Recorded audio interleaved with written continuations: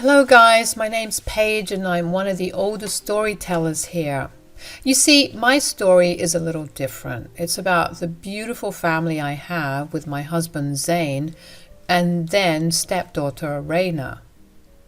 The villain in our lives was Jen, who used to be Zane's ex-wife. Zane and Jen had a whirlwind romance and ended up getting married young. They had a relatively happy life until Raina was born. Suddenly, Jen didn't want to be a parent or a partner anymore, despite the pregnancy being her idea. So, what does Jen do when she feels conflicted? Does she see a therapist? Well, no. She simply ups and leaves. I started dating Zane about a year after Jen left. Their divorce had just finalized and she had casually given Zane full custody of Raina. From the very beginning, Zane made it clear that Raina would be his priority. I was actually happy about it because I couldn't have kids of my own. Slowly, Zane introduced me to Raina and the rest was history. Raina and I became very close and I always considered her my daughter. She actually started to call me Mom after she turned 11. Raina used to be sad about her mom leaving, but eventually stopped caring. I mean, the woman didn't even contact her once after she left. However, one day, about 10 years after I met Raina, Jen's back in the city, Paige. Her parents called me to warn us about this. Why did they need to warn us about this, Zane? Who cares if she's where? Raina doesn't want anything to do with her anyway. I know, but we have a different problem now. Apparently, Jen wants to have Raina back in her life. She told her parents that she had come to take her daughter. I had no freaking idea why Jen thought we would just give her Raina. Sure, she was her birth mother, but this woman didn't bother to be in her life for 12 years. It was just bizarre. Still, we took Raina's grandparents' warning seriously. We sat down with Raina to make sure Jen didn't try anything stupid when we were not around. Raina was furious that Jen would even think of something like this. For a long time, we even felt she wouldn't do something so stupid. That was until she showed up on my doorstep demanding to be let in. I let her in and she said, "Where the hell is my daughter? Where's Raina? Call her right now. Tell her that her mother is here." Raina and Zane are not home, Jen. You need to calm down and have a decent discussion about this. I don't want some stranger to tell me what I can or cannot do. You are nobody here, so I suggest you keep your mouth shut. Just go and get my daughter. I don't understand why you're being so hostile. I allowed you inside out of courtesy and you are just insulting me. I've already told you that Raina is out with her father right now. Why don't you tell me what you want? Tell you? Who the hell are you and why should I tell you anything about my daughter? Well, first of all, she is my daughter too. Apparently that was the wrong thing to say to her because Jen started to just scream at me. I was so taken aback by her rude and obnoxious behavior that I stood there stunned for a while. She kept screaming at me and said, "Raina is my daughter, Paige. You don't get to call Raina your daughter anymore. I'm here for her now. I will take her away because you are not her real mom. Don't you dare try to get between us, Paige. Just call Raina here so that I can take her home." You have absolutely no right to tell me what to do with my child, Jen. You might be her birth mother, but I am the one who raised her. If you wanted to be her mother that bad, you shouldn't have left her in the first place. You little witch. First you take my husband and now you're after my daughter. I won't let you take Raina away from me. She is my child. I laughed when she said that I had stolen her life. It was complete and utter bullshit. She may have forgotten the fact that she was the one who left her child behind. As for Zane, Jen shouldn't have cheated on him if she wanted him that bad. Zane and I weren't even on talking terms before she ran away, leaving him with Raina. Jen was trying to deflect the blame and make me the bad guy. I wasn't going to let that happen. I am many things, but I am not a doormat. I looked Jen in the eye and said, "I didn't take anything away from you, Jen. You handed over your family when you upped and left. It's your fault that you lost your family." "Oh, no, no, no, no. Nothing is lost. I may not get Zane now, but I will have my child back. Raina will come with me and I will make sure she never comes back to you again." Wow, you sound pretty confident, Jen. Bring it on then. I would like to see you try to take Raina away from me. You just wait, Paige. I will wipe that smugness off your face soon. Raina would run up to me calling me Mom once she saw me. I would love to see your face then. You think you can take someone else's child because you can't get pregnant? I will show you how wrong you are. That was it. Jen had hit the most sensitive spot of my life. She knew that it would hurt me.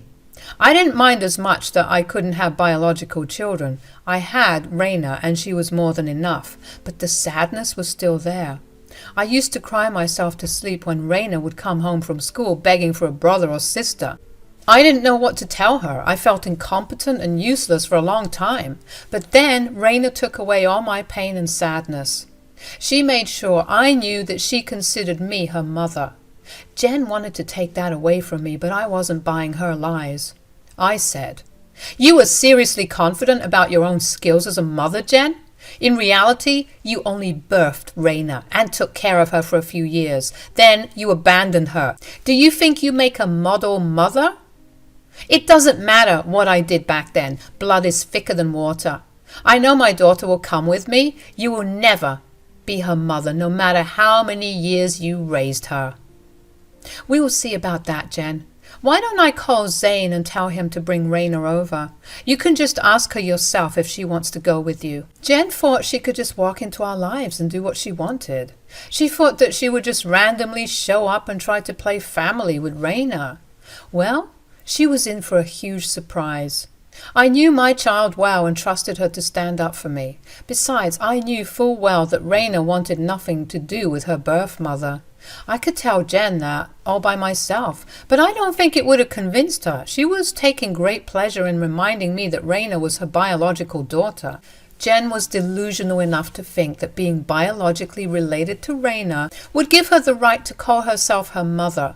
She took great joy in reminding me that no matter how hard I tried to raise Raina as my own, she would always choose Jen as her mom. If this was a different time, I would have felt pity for her. I wouldn't have forced Raina to reconnect with her mother, but I would have tried to make things less painful for Jen. However, after today, I knew that this woman was beyond help. She did my daughter wrong, and it was time she finally faced the consequences of her actions. Raina and Zane arrived in record time as Jen sat in my living room looking smug as ever. I couldn't bring myself to be sorry for the shock that she was about to receive. In fact, I would have fun seeing Raina tear her apart in front of me. Zane and Raina walked through the door, and Jen instantly ran to hug Raina. To Jen's surprise, Raina stepped aside and didn't even let Jen touch her. The smile on Jen's face faltered as she saw what Raina did. Raina was looking rather pissed, and so was Zane. He said, "What the hell are you doing here, Jen? I told you to stay the hell away from my house." "Don't talk to me like that, Zane. I can do whatever I want and go wherever I want to go. I needed to see my daughter, and I wouldn't let you or your witch wife keep her away from me." "Didn't you get the memo, Jen? I think we already told you how Raina wanted nothing to do with you. You thought going against her wishes was the smart thing to do?" "Zane, don't you dare teach me what I can and cannot do with my daughter. She has been away from her mother for a long time. But now I won't allow that to happen anymore. I'm here for my daughter, and there is nothing you can do to stop me." Zane was growing more and more irritated as Jen continued to act irrationally. Her words had the opposite effect on both Zane and Raina. Instead of making her look like a devoted mother, Jen's words were making her sound like an entitled woman. Raina's eyes blazed as she said, "What the hell do you want from me, Jen? There is nothing I can do for you. I don't know why you even bothered to show up when I clearly told you to stay away." "Raina, how can you talk to me like that? Why are you using my name? I'm your mother. You should be calling me Mom." "Give me one good reason why I should call you my mom, Jen. I don't think you are deserving of that name in any way." But Raina, I'm your mother. I carried you for 9 months and gave birth to you. You are my blood, my family, Raina." Raina's laugh was humorless when Jen said that to her. Jen was so lost in her dreams that she didn't expect Raina to be so cold to her. Jen's shocked expression at Raina's behavior told everyone how surprised she was. Things were not going as she had planned, and she was stammering to defend herself. She knew well enough that there was no real reason for Raina to call her mom. Still, Raina has to remind her, saying, "What makes you think giving birth to me automatically makes you entitled to be my mother? This is the first time I have seen you in 12 years. I know I've been away for a while, but now I'm back for you, Raina. I missed you, and I can't tell you how much I've regretted my decision to leave.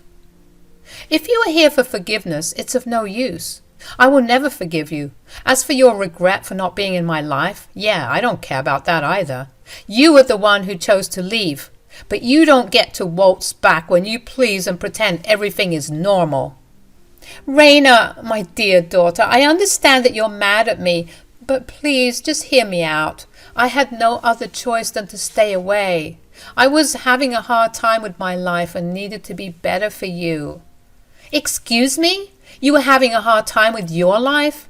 You seemed super happy traveling the world and going to parties while my 5-year-old self cried myself to sleep. You were fine sending postcards to your parents about how happy you were with your new life, while I kept asking myself why you decided to leave me. Is this the hard life you're talking about?" Jen was now even more shocked when she realized that Raina knew everything. Yes, we didn't hide things from her, and neither did her maternal grandparents. Initially, they had tried when she was young, but it all came crumbling down when Raina accidentally found a postcard from fricking Belgium, where Jen was at that point. The postcard had a detailed account of how happy she was away from her life of responsibilities. Jen had also detailed how she never wanted to come back. Now that she did come back, no one can forget what she had said in the past. Jen still pushed on, saying, "Raina, I was confused about what to do. I didn't want to come back and be a bad mother to you, so I waited until I was ready." Again, Jen, those are absolute lies. I know you got married again and ended up living with 2 stepkids. You had no problems being their mom from the pictures I saw on Facebook. What happened, Jen? Did they abandon you after the divorce? Too bad for you. I would never have done that to you if you had been there for me. Raina, I tried to be their mom, it's true, but look, even they made me realize that only blood children can be real children. Whoa, Jen, slow down there. Just because your stepkids didn't accept you doesn't mean I am like them. I know well enough how much my real mom has done for me. I love her with all my heart, and no one can take her place. And guess what, Jen? That real mom is not you. Jen was now stunned into silence. She hadn't expected to be hit with those words so directly. Raina was on a streak and wasn't letting things go. She had a lot of pent-up anger within her, and it was time she said her part to Jen. Even Zane didn't interfere because he supported Raina. Jen was being torn into pieces by Raina, and I will admit it was amusing to watch. Jen cried tears of sadness and said, "Raina, how can you call someone like Paige your real mom? She didn't give birth to you. Hell, she only loved you because she can't have children. Stop. You will not utter one hurtful word about my mom. Paige may not have given birth to me, but she fulfilled all the responsibilities of a real mom. You don't even compare to her. Don't bother trying to change my mind because I'm just telling you the truth." "But Raina, I need a chance with you. I know I messed up, but I'm still your mother. Can't you give me a chance?" "You are already too late, Jen. You had 12 years to make up for your mistakes. You didn't do shit about it. You don't deserve any more chances from me." At this point, Jen knew that changing Raina's mind would be near impossible. My daughter was adamant that she wanted nothing to do with Jen. No one was helping Jen change her mind either. I knew well enough that her own parents didn't want to support her. I mean, they were the ones who warned us about Jen reappearing in our city, so Jen was on her own now that Raina made her intentions clear. Jen was feeling helpless and instead turned to me and Zane with accusations. "How dare you, Paige! You have turned my own daughter against me. You will pay for this. Zane, what kind of a father are you who wants to separate his daughter from his mother? I am no one to separate my daughter from her mother, Jen. You were the one who chose to walk away. Did you think there would be no consequences for your actions? I never put words in Raina's head, Jen. She formed her own opinions about you. This is all your wife's doing, I'm sure about it. Paige has put ideas into Raina's head. She's just an old hag who cannot have children, so she steals children from others. You need to stop reading fairy tale stories, Jen. I didn't steal anyone from you. You had already left Raina motherless for 2 years before I even met her in person. You have no right to her anymore. Don't make me out to be the bad guy when the real bad guy is you. Jen was now crying, but also super angry. She knew that whatever I was saying wasn't a lie. She has lost her right to call herself Raina's mom after abandoning her for so many years. Jen's tears had no effect on any of us. Even Raina was looking at her with a blank expression and didn't even try to comfort her birth mother. When Jen realized that emotional manipulation wouldn't work, she tried a different tactic. Little did she know that this would land her in a whole lot of other problems. She said, "Oh, I do have rights to my daughter, Paige. I know you guys haven't terminated my rights to Raina. I will sue you two and go to court. After that, the court will grant me custody of Raina." Are you kidding me, Jen? You will go to court and forcefully make Raina spend time with you? Have you no regards for Raina's feelings? It is clear to me that you and Paige have been poisoning my poor daughter against me. You think that I can't do anything to remedy it? Just you watch, Zane. I have money now, so I can hire the best lawyers available. I will sue you into oblivion and take what is rightfully mine. Seriously, Jen? So now you have degraded yourself to threatening us? You have no shame, do you? Why would I have any shame? I'm just trying to get my daughter. Don't worry, Raina. Your real mommy will do everything to get you back. I won't let some strange lady raise you anymore. Jen was really stupid, and her words just proved it. She was so lonely and desperate for a family that she was willing to force my daughter to spend time with her. Yes, Jen may have money now, but she clearly had no idea how the court system worked. We didn't have to correct her either. Raina, my dear daughter, was there to point out the biggest flaw in her ridiculous plan. She literally laughed at Jen and said, "You are a different level of delusional. Do you know that, Jen? I'm so happy you never got to raise me properly. God knows what kind of a stupid girl you would have made me." Raina, don't talk to your mother like that. I deserve some respect. I'm trying to make things right. Oh, so you're trying to make things right. Well, why don't we start with you paying back the child support that is due for the last 12 years? Jen looked at Raina with a shocked expression on her face. She had no idea that Raina would actually ask her about her pending child support. I mean, it should have been me or Zane who reminded her of it. But it was Raina who ended up reminding her of all the money that Jen never spent on her. Jen was now dumbstruck and stammering with her words. What child support? You know, the basic money that all mothers spend to make sure their child is clothed and fed, among other things. That child support. Dad, you still have the papers of her court-mandated child support, don't you? Yes, I have them safely stored in my locker for this very day. Thanks for reminding me, Raina. Wait, you guys expect me to pay you 12 years' worth of child support? This is ridiculous. Why is it ridiculous, Jen? Any mother would do this for their child. Did your motherhood suddenly become too much for you to bear again? I wouldn't be surprised. Thankfully, I have my real mom, Paige, to take care of me. Well, I can take care of you now. Let's just leave the past in the past. Isn't that a part of moving on and giving people second chances? I don't know about that. It was my dad and mom who paid for everything. I don't really feel like letting you get away with all that unpaid child support. What do you say, Mom and Dad? Raina looked at us with a small smile on her face. She was straight up giving us a hint and telling us to get Jen. Jen was now looking rather horrified and waiting for us to agree with her terrible logic. However, Zane actually grinned at me, and I immediately knew what they were up to. Zane then smirked at Jen and said, "I think you're right, Raina. Your birth mother did get away with a lot. Plus, she should have paid us child support all these years.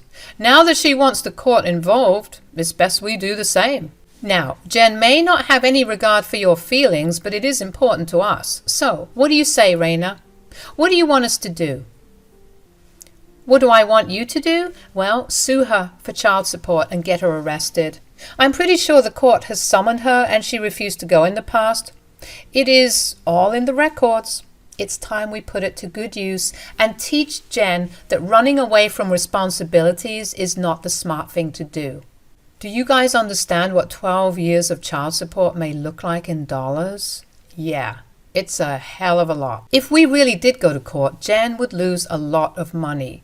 We also cannot forget the fact that she hadn't paid child support for years and actually fled the country after. This meant that she was for sure looking at jail time. Jen was now in deep trouble. She started to cry and beg us not to do this to her. Gone was Jen's smug confidence and bullshit about being the real mom. Now she simply wanted to get away from all the crimes she had committed. Very unsurprisingly, her need to have Raina close was also gone. It just further proved the fact that Jen simply wanted to have Raina because she was lonely. There was no change of heart or sudden rise of maternal instincts involved. Zane, Raina, and I already had enough of her drama, so we kicked her out immediately. Then we called the cops and told them exactly where she was staying. Now, I will tell you what happened after I called the cops. Well, she got arrested, of course. We did listen to Raina and the case went to court. The judge had a field day assigning Jen various penalties for avoiding child support and for child abandonment. I'm happy to say that it left us with a lot of money while she landed a prison sentence. We are currently using that money to set up a college fund for Raina and to buy her a new car. Meanwhile, we were also able to get Jen's rights terminated very recently. I'm happy to say that I have now officially adopted my daughter Raina. We are living happily together, while Jen is getting the life she deserves. Hello there, my dear readers. I'm Amelia, and this is the story of how my golden child, sister Hannah, paid the price for being an absolute manipulative witch. Hang on, there is more. You will also see my mom, Carrie, who definitely found herself in trouble because she cared more about my horrible sister than morals and ethics. I don't even know where to start. I could literally write a freaking novel about my life. I was the classic black sheep of the family, while my golden child sister could do no wrong. Very unsurprisingly, she turned out to be one of the most entitled and evil people in my life. Hell, she was so horrible that she had no friends and no colleagues either. There was only her boyfriend Aaron, who was unfortunately stuck with her. Aaron was a nice man who got trapped by my sister's fake sweet personality. However, Hannah revealed her true face to him eventually, so he walked away. Unfortunately for Aaron, Hannah soon discovered that she was pregnant and they had to get back together. But what he didn't know was that Hannah had baby-trapped him.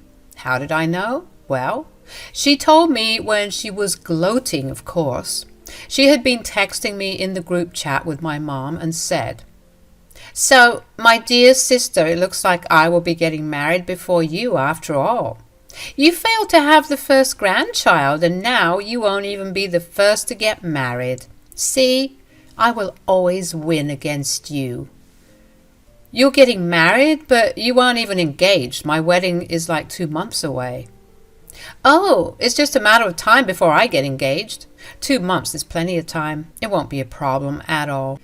"Hannah, I don't think forcing him to propose is a good idea.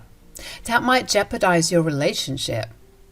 "Oh, please, Amelia. I'm not a loser like you, who waits like a puppy for a proposal. Why did you think I got pregnant so fast?" It then hit me with full force. Hannah had done this on purpose. She had actually baby-trapped Aaron to make him stay with her and marry her. I couldn't believe what I was hearing. Also, I realized something worse. She had done this all only to upstage me and beat me in the imaginary competition she had in her head. Everything that Hannah was saying and thinking was just plain wrong. Maybe I should have just kept my mouth shut, but I just couldn't turn a blind eye. You have to be kidding me, Hannah. You baby-trapped Aaron just to get married and have a child before me? What is wrong with you? Watch it, Amelia. You will not talk to your pregnant sister like that. Her health is fragile, and you need to be more respectful. Oh, Mom, relax. She's just jealous of me as usual. You know how Amelia hates it when I win everything. She's just mad I'm getting married before her. I was simply horrified at the way Hannah was casually making fun of the situation. None of this was funny to me. The sheer force of Hannah's betrayal hit me as well. Aaron was a good friend of mine and my fiancé, so it broke my heart to hear that he had been trapped. The poor man was trying desperately to get away from Hannah, but he got caught up in her schemes and will be stuck with her forever. It just made my head spin. I said, I don't consider you my competition, Hannah. This is not about this at all. I can't believe you would manipulate Aaron like that. You need to come clean to him and tell him everything. Maybe he will forgive you. Don't tell me what to do with my life, Amelia. Aaron will never know anything. We are having a child and getting married soon, so none of this matters anyway. This is ridiculous, Hannah. This is just plain wrong. Mom, are you not going to say anything? You need to be a little less jealous of your sister, Amelia. Your behavior is becoming unacceptable. What Hannah does with her life is none of your business.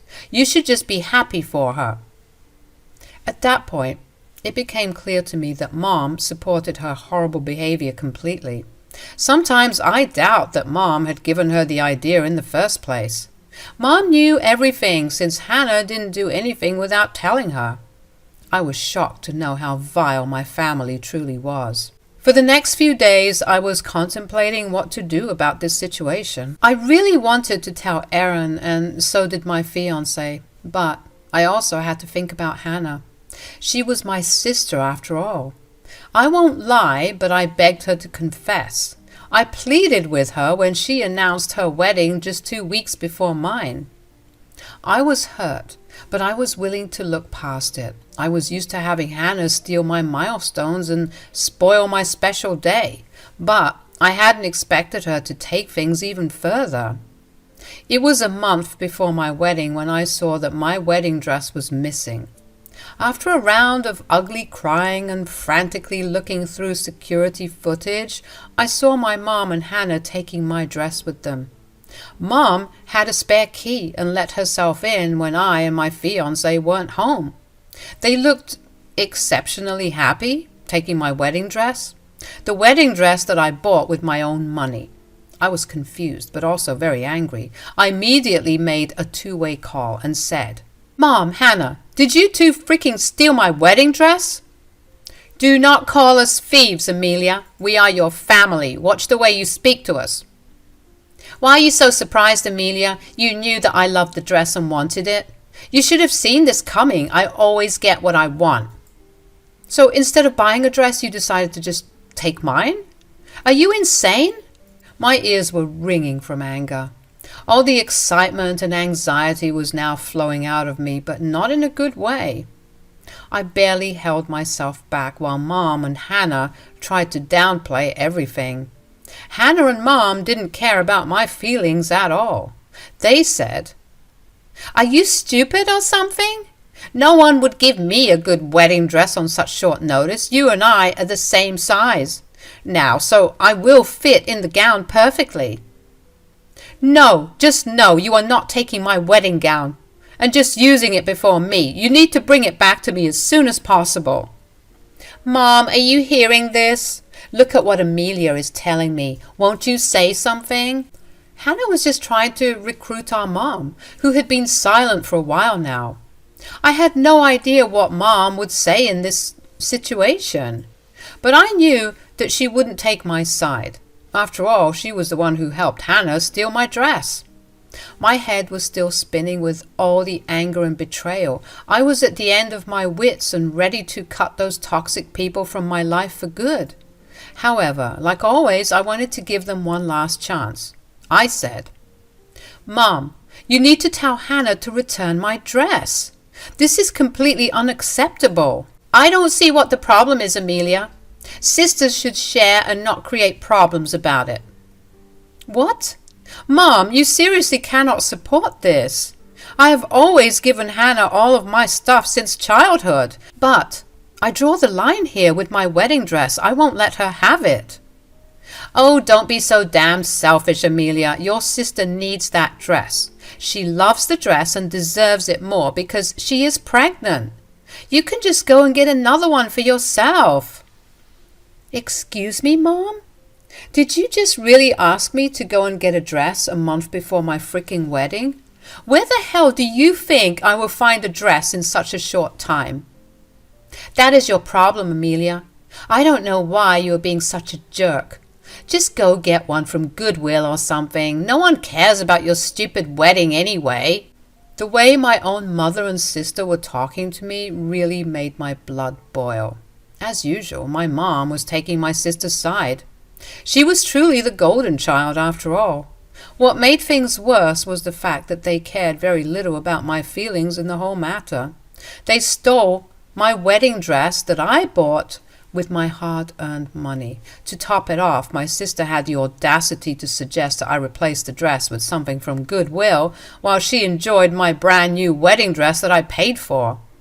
My mother silently supported her suggestion just because my sister was pregnant. I was seething with rage, and this was the final blow in the coffin.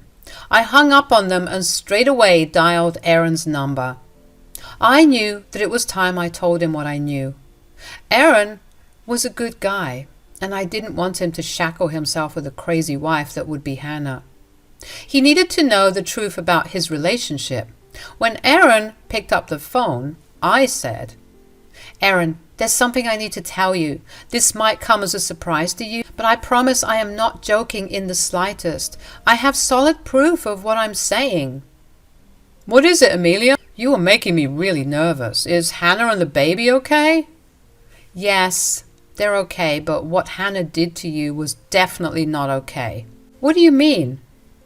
"Aaron, Hannah intentionally sabotaged you to get pregnant. It wasn't an accident like she has made you believe. Hannah stopped taking her birth control to get pregnant in the hope that you would marry her."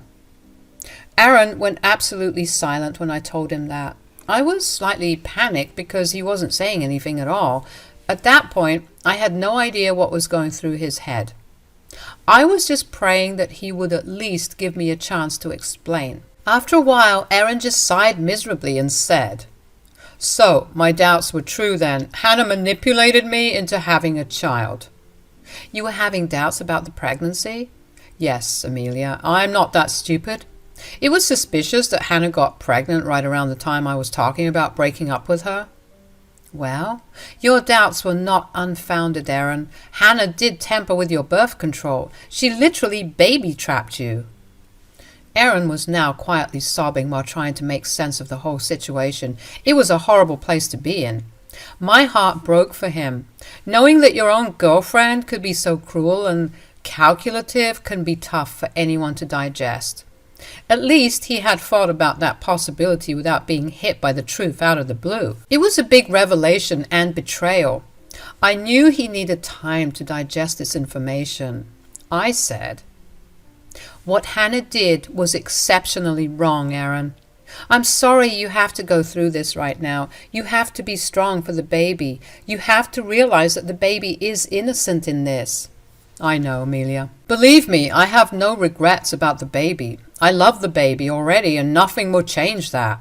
But this changes everything between me and your sister. I don't think I can be with someone like Hannah anymore." Aaron was now raging mad, and I wasn't sure what he was thinking. It was clear from his words that he didn't want anything to do with Hannah. But he also needed to remember that their wedding was just 2 weeks later. He needed to calm down and think of everything.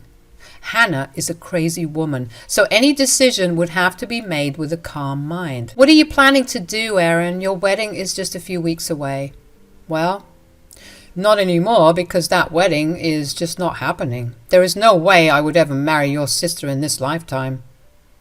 Hannah won't take this very well. You know how crazy she can be. Are you sure this is what you want?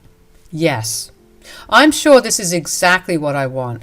I've been trying to get away from that psycho for months. Hell, I was so happy living away from her. But then she had to go out of her way to sabotage my life. I will never forgive her for that. Even though Hannah is my sister, I would tell you to do what you think is right. Hannah made a major breach of trust, and I know how toxic she can be in a relationship. You need to value your mental health and think about your future before giving in to her manipulations. Yes, Amelia, that is what I'm worried about. If I marry her, God knows how miserable my life would be. Besides, I will not raise my child in a toxic household. Breaking off the wedding is the right decision for both me and the baby. Aaron and I talked for a little while before we both hung up. I won't lie, guys, I was actually glad he was canceling the wedding altogether. He had just saved himself a lot of trouble and abuse. Honestly, this would really be better for the child too. At least the child will get to have a healthy life with the father. Marrying Hannah would have made Aaron's life a living hell. That is definitely not an ideal household in which one should raise a child. So, Aaron separating from Hannah was going to be a good thing for everyone except Hannah. With Hannah's secret finally out of the way, I sat down to think about what my next steps would be. I was already planning to call Hannah and my mom. I knew that they had a long shopping trip planned that day, so they wouldn't be back till late. So I called my fiancé over to discuss the details of what our next steps would be. I got my fiancé's blessings for the next part of my plan and decided to call my mom. When she picked up, she sounded irritated. "You need to stop disturbing us so much, Amelia. Honestly, this is getting annoying." "I'm sorry for disturbing you by calling you to get my dress back, not to mention that the dress is actually my wedding dress that you stole from me." "Why are you being such a witch, Amelia? God, you are so annoying. Stop whining about the dress. It's mine now." "No, it is not, and will never be your dress. You two need to bring my dress back right now. Trust me, I won't sit still and let you steal my dress." "How dare you ask for the dress, Amelia? I can't believe what a spoiled brat you have become. Your poor sister is pregnant and needs this dress more than you. Look at you being so selfish and ignoring your sister's needs. You need to be a good sister and let this go. I can't take your stupid whining anymore. My wedding is first, so I need to dress before you. You know what? You can take it back after I'm done. No one will notice because your wedding will just pale in comparison to mine." Hannah and my mom were laughing at me. I could tell it from their voice. They were also very annoyed at me because I demanded to have my own wedding dress back. Hannah thought that she would use her pregnancy to get away with everything. She was basking in that confidence. Well, it was just the setting I needed to teach her a nice lesson. And Mom was going to get a lesson of her own as well. She had no idea what was coming when she said, "Amelia, we have already talked about this. I have had enough of your tantrums. You need to be more understanding and stop harassing us. Your wedding is not more important than Hannah's. You can postpone your wedding if getting a dress is such an issue." "Oh, no, no. I am not postponing my wedding for a manipulative witch who baby-trapped her fiancé to get married before me. You will return my dress or else I will call the cops." "How dare you say that about your own sister, Amelia? Are you threatening your own family?" "This is completely unacceptable, Amelia. You need to stop harassing us. Hannah is pregnant and doesn't need all this stress. Just let her wear the dress at her wedding and then you can have it back." This was the moment when I burst out in laughter. My mom was truly as delusional as my sister. Now, I could clearly see why she favored Hannah and how my sister became so damned entitled. Birds of the same feather flock together, I guess. Mom was more invested in getting Hannah's wedding set when she cared nothing about mine. All my life I have been put second to Hannah. I felt no pity when I laughed aloud and said, "Oh, Mom, you have got it all wrong with Hannah. Why does she need a dress when her wedding had been cancelled a few minutes back?" "What? What are you talking about? This is nonsense. You were just trying to hurt your sister for no reason. Stop being petty, Amelia." "I can't believe you would say something like this. Everyone knows how much Aaron loves me. He would never cancel the wedding. Stop trying to bully me, Amelia." There was a hint of nervousness in Hannah's voice. Even when she was trying to act all confident and sure, Hannah knew that there was a possibility of me being true. She knew well enough why Aaron would cancel the wedding, but she wanted to live in her delusions along with our mom. The good thing for them was that I was going to destroy those delusions. I laughed a bit and said, "Oh dear, it's cute that you two still think that the wedding is on. Also, I find it hard to believe that Aaron loves you, Hannah. In fact, I know he had left you by his own choice." "Well, that was a long time ago and we made up later. We are getting married soon because we love each other." "I don't think that's what happened, Hannah. Let me tell you what happened. You intentionally baby-trapped Aaron to make him marry you, but now that I told Aaron the truth, he has decided to cancel the wedding." Hannah and Mom were stunned into silence when I told them everything. I think Hannah hadn't really expected me to just go ahead and spill the beans. I don't blame her, actually. Throughout the years, I was conditioned to make sacrifices for her. I was expected to protect her at all costs, even if it meant I was losing out on something. I was a freaking doormat who just couldn't stand up to her own family. But slowly but surely, I realized that neither Hannah nor my mom deserved my kindness. They deserved to face the consequences of their own actions. But Hannah and Mom were unable to accept this version of me. Hannah stuttered and sounded panicked when she said, You told Aaron everything?" "Yes, I did, Hannah. Did you really think I would stand by and watch you destroy someone's life? You think I would sit still while you casually manipulate someone into doing what you want? There is no way in hell I was going to let that happen." "How dare you, Amelia? How could you destroy your own sister's life like that?" My sister and you had no problem in pushing me to the sidelines and taking full advantage of me. Since my feelings were never valued by you two, why should I care about yours? "You need to call Aaron and take it all back. You need to tell him that you made up lies about me. You can't ruin my life like this." Too late, Hannah. I already sent Aaron screenshots of our conversation. He knows I was telling him the truth. Besides, he had doubts of his own anyway. Now, you have till tomorrow morning to return my wedding dress. If you fail to do that, I will call the cops. Trust me, you two wouldn't want that in your life since you already have a lot coming. Also, consider yourselves uninvited from the wedding. Lose my number and never call me again except to return my wedding dress. I said my final words to them and then hung up the phone. They were just starting to scream at me before I hung up. The rest of the day was rather uneventful because I had them blocked everywhere. I had a quiet night with my fiancé while my mom and sister were busy trying to change Aaron's mind. Aaron texted us the details and also told us that he had convinced them to return the dress. True to his word, Hannah and Mom were on my doorstep bright and early the next morning to return my dress. Now, the drama doesn't stop here, of course. I'm sure you guys would want to know the details. Hannah and Mom did return the dress, but also begged me to help them. Since Aaron was a friend of my fiancé's, they begged me and my fiancé to convince Aaron not to call off the wedding.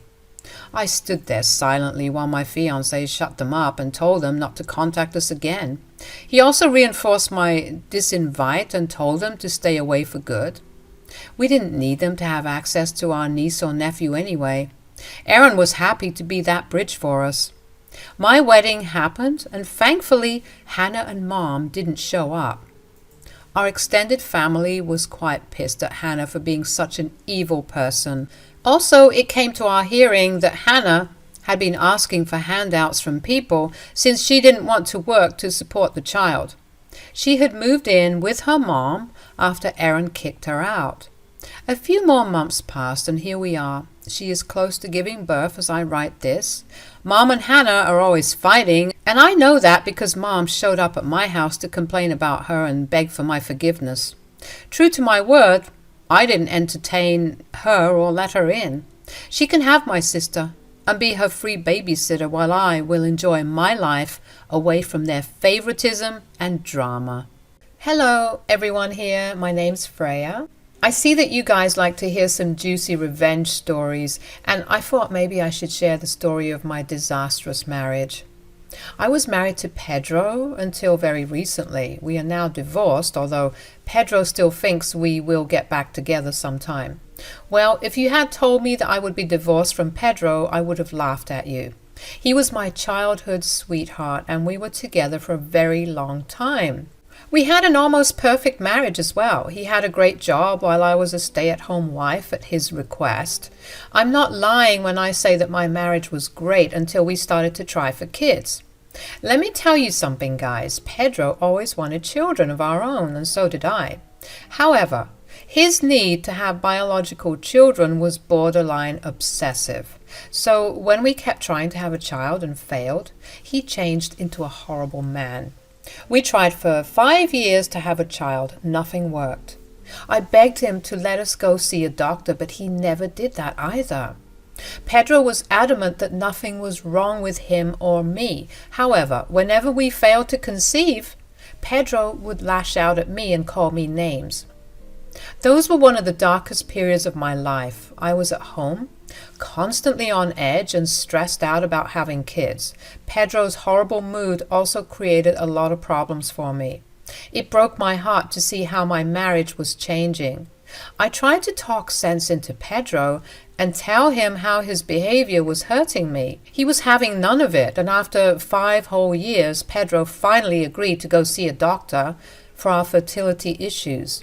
I was really seeing some hope in repairing our marriage. I was glad Pedro was finally listening to me. That was until I was hit with the worst news of my life. I found out that Pedro was cheating on me. It was a work colleague of his who informed me. He had spotted Pedro kissing another woman in a cafe, and he called me immediately. I raced to the cafe in my car wanting to prove this false. My heart shattered to 1,000 pieces when I saw him kissing and openly making out with Maya, his best friend who always tried to break us up and make him date her. Guys, I was blinded with rage and hurt when I confronted them. I said, "How could you do this to me, Pedro? You were cheating on me with freaking Maya? I knew that witch was out to destroy our marriage." "Hey, watch it, Freya. I won't tolerate you talking to her like that." "You aren't even denying it, Pedro. Why would you freaking do this? We were trying so hard to have kids and now you went and do this?" "Well, you don't have to worry about yourself about that anymore, Freya. I took care of that problem already. I'm pregnant and carrying Pedro's child."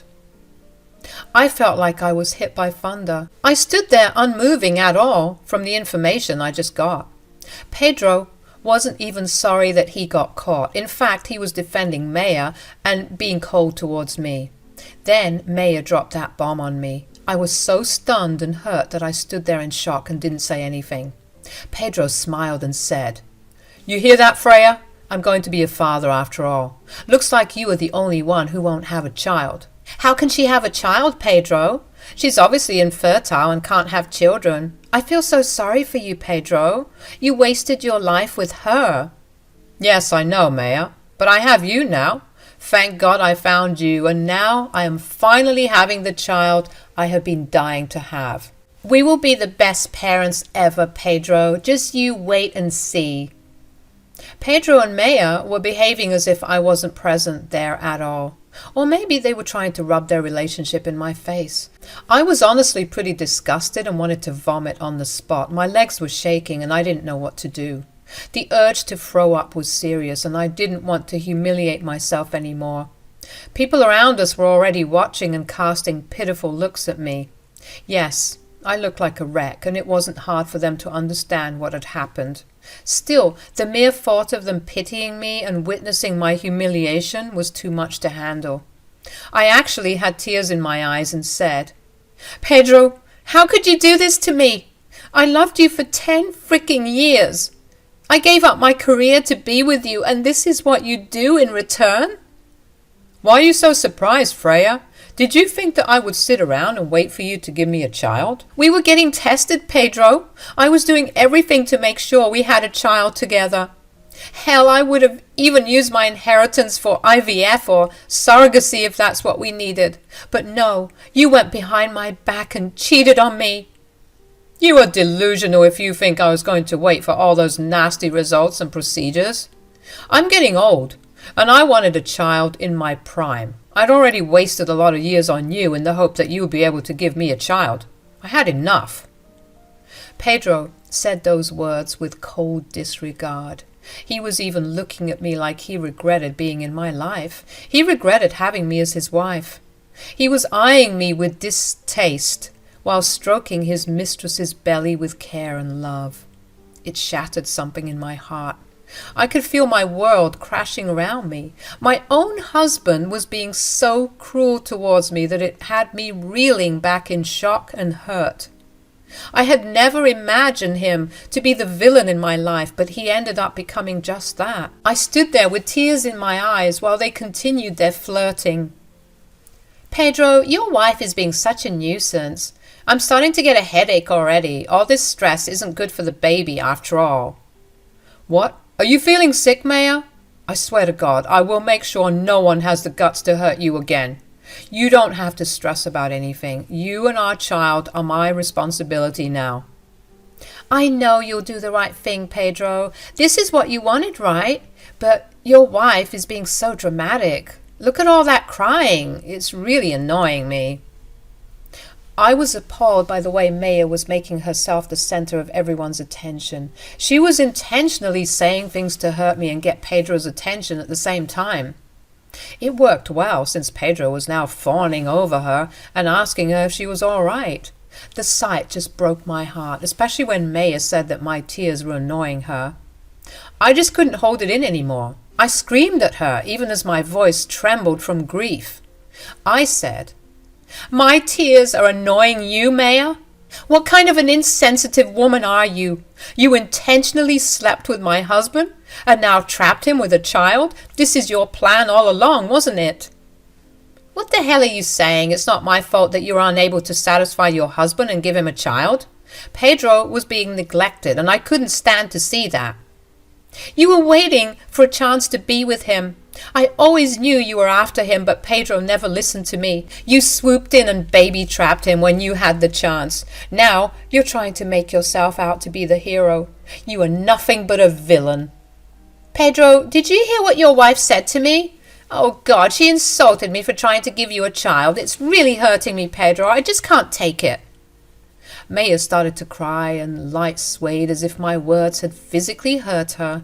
She was a good actor indeed, but I knew her well enough to know that it was all fake. Again, she was intentionally doing this to get Pedro's love and affection.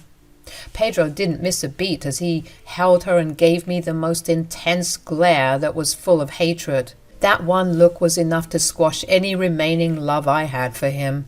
Pedro took things a further step by saying, "What you did was uncalled for, Freya. Your jealousy had blinded you so much that you just tried to emotionally hurt the mother of my child. I will never forgive you for this." "Seriously, Pedro? That's all you care about now? The mother of your child? Good to know where I stand in your life." "That's right, Freya. You are the useless wife I wish I'd never married. You don't deserve that title when you can't even give me a family. Thank God I found Maya. Now I'm going to take her away from you so that you can't hurt her any more. Don't wait for me. I'll be late." Pedro said those words in anger and left. He also took a lightly sobbing Maya with him, who turned around once to smirk at me. I stood there inside the restaurant trying to gather myself and not break down again. Surprisingly, one of the servers offered me a free drink and told me to sit down and have some time to myself. It was at that exact moment that I knew how caring people can be. The years I tried to have a baby with Pedro pushed me down a dark hole. He constantly made me feel inadequate and often verbally lashed out at me when I got my period. I was already at a vulnerable point in my life, and his taunts made it seem like I was responsible for all things bad that happened to us. In fact, I started to take his abuse and fell down a hole of self-hatred. The server's act of kindness brought back those bitter memories of when I cried endlessly while Pedro berated me. It made me remember that people care, but my own husband never did. That sealed things for me. I was going to leave him, but not before I taught him a nice lesson. The opportunity presented itself to me soon. I didn't even have to rack my brain to come up with a plan for revenge. All I had to do was take a peek into the results of all the infertility tests we had done. The results absolutely blew my mind. I laughed hard when I opened those damn results, and suddenly things started to become very clear to me. My plan of revenge was served to me on a silver platter. I was only waiting for the perfect time to strike. God is truly good, because my perfect day of revenge arrived not even a month after everything went down. I was already in the process of filing for divorce and submitting all the proof of his cheating to my lawyer. We were going to have a field day with it. I knew Pedro was trying to delay the divorce because he didn't want to spend money on it. Instead, he was busy showering Maya with gifts, which she never forgot to send me pictures of. She said, "Do you see these, Freya? Pedro is already showering me with gifts, and I'm barely 3 months along. He promised to bring me more gifts tomorrow." I'm glad you're finally able to get the life I had. You've been wanting this life for a while now. Enjoy it while you can, Maya. Trust me, your happiness won't last. You little witch! You think you still have a chance with him? Think again, Freya. Pedro is mine, and he will always be mine. You should count your days, because soon I will take away everything from you. Bring it on, Maya. We will see what happens. And by the way, you can keep Pedro. I don't have any use for him anymore. I said that and immediately stopped replying to her. I knew she was planning something big, and her words gave that away very easily. So I simply waited for her to mess up so that I could show both her and Pedro who the boss was. A few days later, they surprised me by showing up in my house. Pedro casually strolled in with a bunch of suitcases, and Maya followed in with an evil smirk. I calmly stood up and said, "What is going on over here? Whose suitcases are these, and why is that woman in my house?" "Don't talk about Maya that way, Freya. Jealousy doesn't look good on you. These are Maya's things. She's going to stay here from now on." "Excuse me? Would you mind repeating that?" "You heard what I said, Freya. Maya will be living with us from now on." Pedro said those words without stuttering. I was honestly shocked by the freaking audacity of the man. Maya was still standing behind him and smirking at me. I then knew what her words meant in the text. She had carefully planned this. First, she took my husband. Now, she was slowly taking away my marriage. She started with the house, but I wasn't going to let them push me out so easily. I said, "Did you consult me when making that decision?" "Why the hell would I consult you, Freya? Let me remind you that this is my house, in case you've forgotten that. And Maya is the mother of my child. Of course she'll be living here." "I don't think so, Pedro. I won't allow it. And if you know what's best for you, you will kick her out right now." "What the hell are you talking about, Freya? How dare you tell me to kick out my child's mother? Have you no shame?" "You are truly a shameless woman, Freya. You have no right to tell Pedro what to do when you can't even fulfill your duties as his wife." "Well, that doesn't change the fact that I am his wife, and this house is equally mine as it is his." "Don't push it, Freya. This house is mine, and I will decide who stays here. If you want to stay here, you will move into the guest room. The master bedroom is for Maya, now since she's carrying my child." "Wow, you have some great confidence in your authority, Pedro. Well, guess what? I won't be doing what you said. Only I have the right to the master bedroom here." "Oh my God, did you see that, Pedro? Just look how shameless and brash your wife is. This is why you never should have married her." At that point, I just laughed. My laugh came from the mere fact that she repeatedly called me a shameless woman. I mean, I don't even know how she could call me shameless when she is the one who doesn't have an ounce of shame. My laughter was genuine, and it confused the heck out of Pedro and Maya. I barely controlled my laughter and said, "Oh God, Maya, you are truly hilarious. It's very funny and rather ironic that you are calling me shameless when you are nothing but a cheating witch." "Pedro, you need to control your wife. Look at the venom she's spewing against me. It's stressing me out, and I'm afraid it will affect the baby too." "Freya, watch your freaking mouth. I won't tolerate you hurting the mother of my child. She is here to stay, and you will do what I tell you." I just couldn't hold my laughter in again. I started to laugh again, just seeing the ridiculousness of the situation. These two idiots had no idea what was about to hit them. I was just going to drop the truth bombs on them and watch them scramble to cover their backs. It was going to be an eventful day, of course.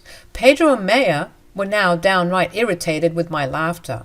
He said, "Why the hell are you laughing? Who the hell are you even laughing at?"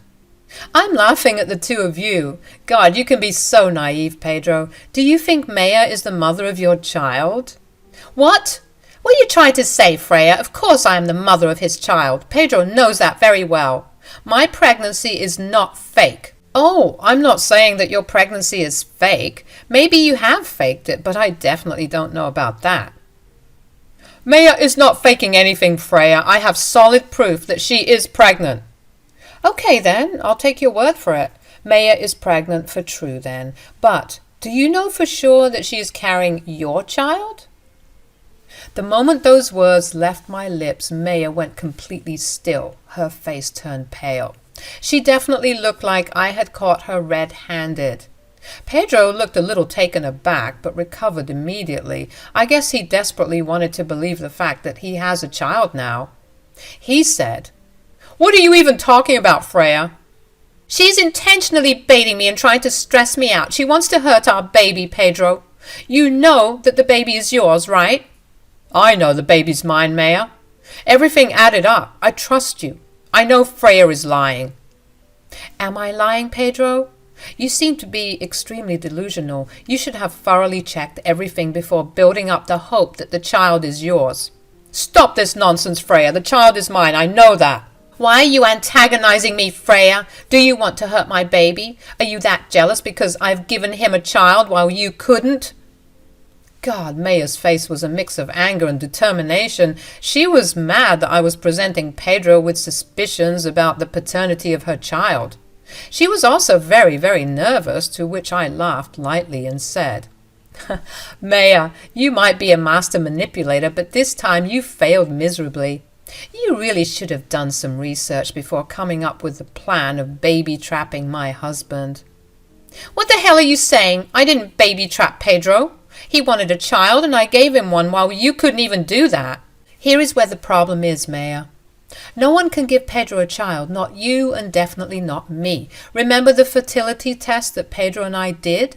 The doctor's results came back and my husband is infertile." There was a pin-drop silence after I said that.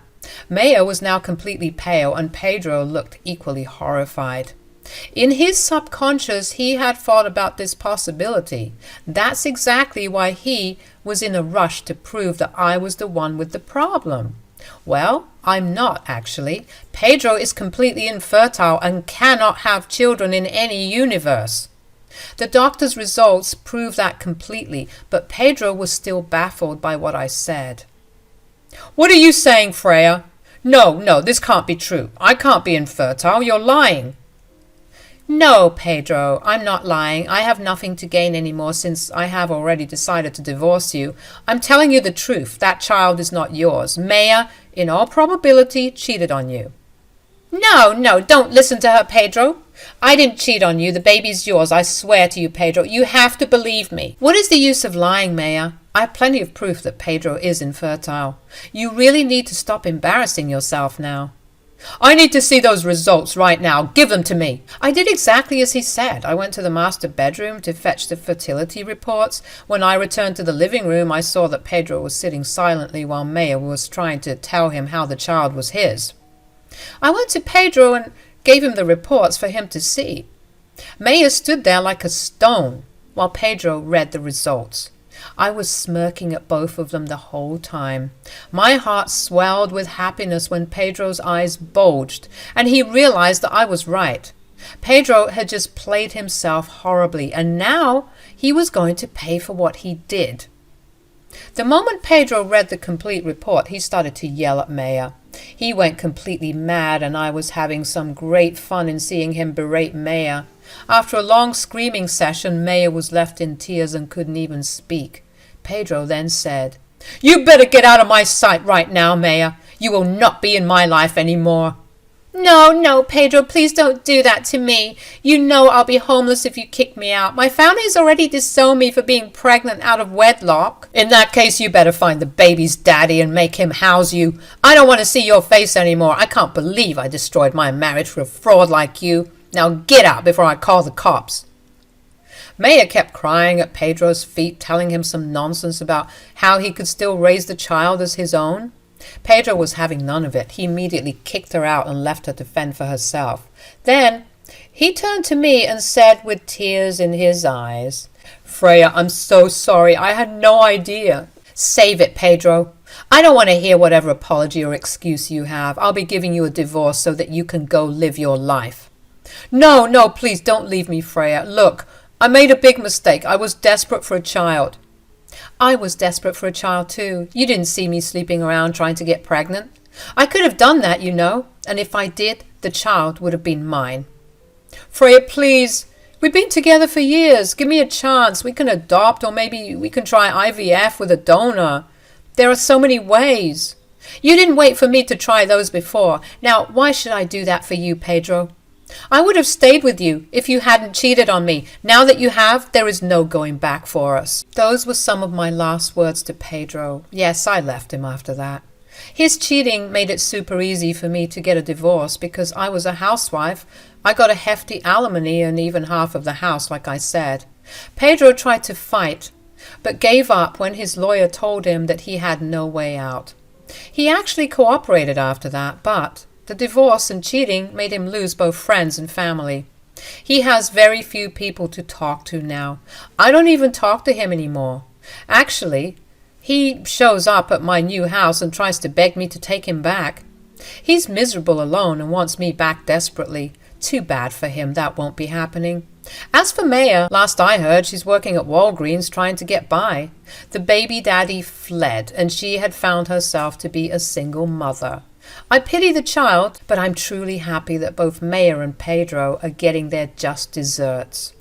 Hello guys, I'm Leanna, and I will tell you a story about my birth father, Arnold.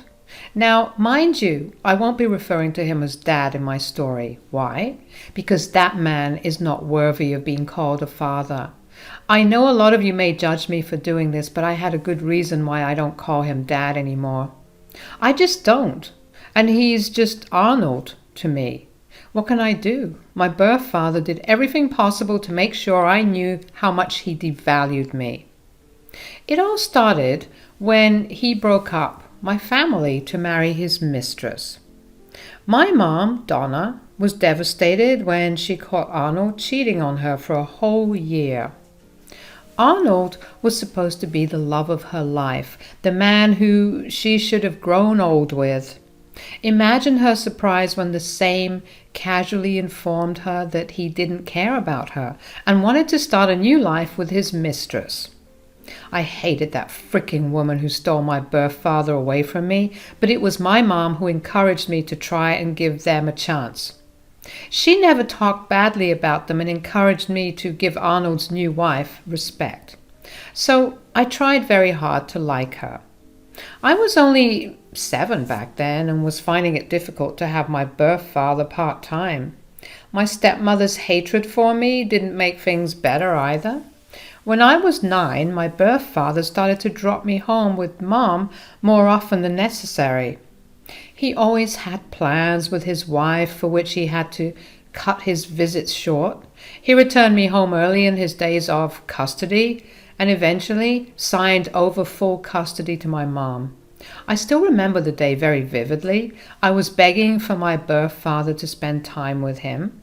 My mom had called him over to her house because I was a mess. I said to Arnold, "Dad, I miss you. You don't even come to see me anymore. Did I do something wrong? Are you angry at me?" "I'm not angry at you, Liana. Your dad needs some space for now. I have my new family to take care of, you know."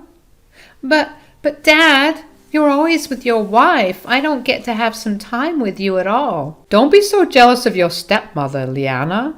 I have some serious responsibilities towards her now. I can't just show up every time you need me.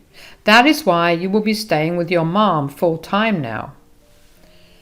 My little brain didn't comprehend the fact that he was actually talking about abandoning me for good. I held on to the little hope that my dad wouldn't do that to me. I was young and stupid. I was also hurt by what my father said. So I cried and said, "Dad, are you leaving me? Will I never see you again?" "It's not like that, Liana. I have to take care of my new family and give you siblings as well. I will have a lot of responsibilities on my plate. You already have your mom, so everything will be fine.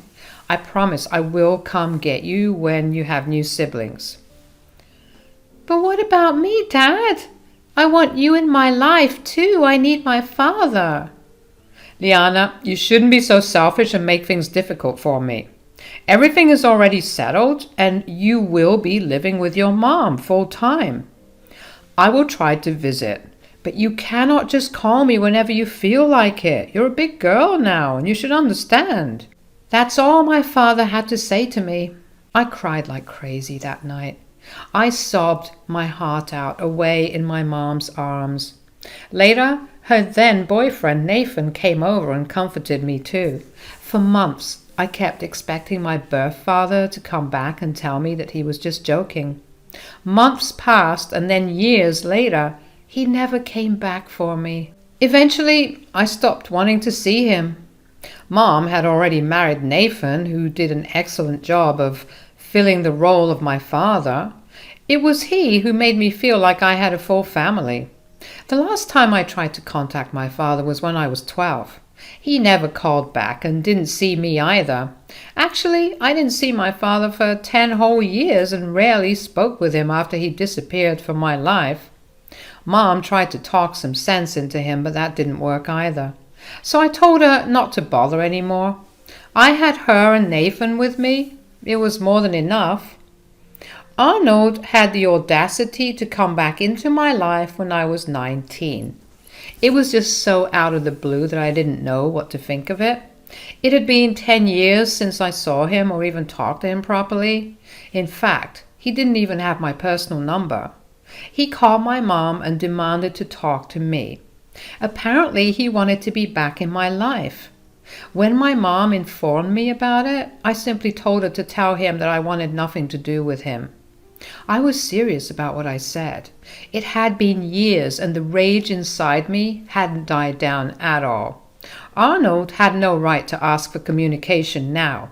Besides, he may not have known that I was actually not his child anymore. I wanted to throw that at his face, and I got a marvelous opportunity for it. Despite my mom's clear warning to my birth father, he randomly showed up at our house. When my mom opened the door, you can imagine our surprise when we saw Arnold standing there. He was looking very cheerful and ran inside to try and hug me. After having the most awkward hug of my life, I managed to push him away. If things had gone my way, he wouldn't be hugging me at all. But I couldn't escape in time, and he caught me by surprise. I stepped back, and Mom said, "What are you doing here, Arnold?" "What do you think I'm doing here, Donna? I've come to see my only daughter. You look so surprised, as if I hadn't made myself clear over the phone." "And I remember making it clear that Liana wants nothing to do with you. You are not welcome here, Arnold. I don't know why you thought showing up unannounced would be a good idea." "You already turned me down when I asked to visit. I don't want to hear some bullshit excuse of how my own daughter doesn't want to see me, so I took matters into my own hands and decided to visit. Liana, how are you, my dear daughter?" Arnold spoke to me as if he hadn't just appeared in front of me after 10 freaking years. It was one of the most surreal experiences of my life. When I was young and Arnold had just made his declaration of stopping visits, I had been imagining this scenario in my head. I used to dream of the day that my birth father would show up and tell me how his previous words were lies. For the longest time, I desperately wanted him to come back and say that he would never abandon me like that. Night after night, I cried in my mom's and Nathan's arms, trying to understand what I did to drive my birth father away. Now that he's back and those dreams have come true, I feel nothing but anger. I looked at Arnold with a bewildered expression and said, "Wait a damn minute. What the hell is going on? Why are you here?" "I miss my daughter, so I'm here to see her.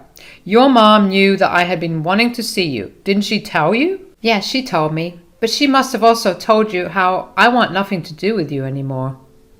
"Come on, Liana.